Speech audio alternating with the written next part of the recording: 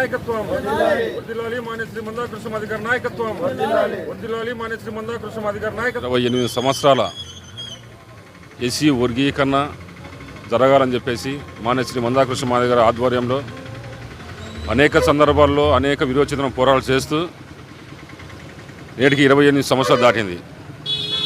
మరి బీజేపీ ప్రభుత్వం మేము అధికారంలోకి వస్తే 100 రోజుల్లోనే వర్గీకరణ చేసి మాట నిలుపుకుంటామని చెప్పేసి ఆ రోజు ప్రతిపక్షంలో ఉన్న సందర్భంలో మాట ఇచ్చిన రోజులు ఉన్నాయి.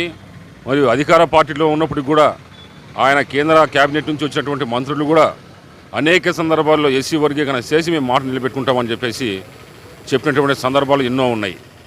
మరి ప్రస్తుతం బీజేపీ ప్రభుత్వం 100 రోజుల్లో వర్గీకరణ చేస్తానని చెప్పిన మాట వాస్తవమే. మరి నేటికి 8 సంవత్సరాలుగా వస్తున్న వర్గీకరణ అంశాన్ని పక్కన పెట్టి మరి వర్గీకరణ కోసం నిలదీసేదాని కోసం అడిగేదాని కోసం పోతే కార్యకర్తల మీద వాళ్ళ ఆర్ఎస్ఎస్ కార్యకర్తలు మరి బీజేపీ కార్యకర్తలు బీజేపీ గుండాలందరూ కలిసి ఎంఆర్పీఎస్ కార్యకర్తల మీద దాడి చేయడం కూడా జరిగింది. మరి వాళ్ళకి చిత్తశుద్ధి ఉందా లేదా అనే విషయం మన జరిగిన దాడి మీదనే గుర్తు చేస్తూ ఉన్నాం. ఇప్పటికైనా సరే ఎస్సీ వర్గీకరణ చేసి బీజేపీ తన మాట నిలబెట్టుకోగలిగితే కూడా బీజేపీకి అండగా ఉంటాం.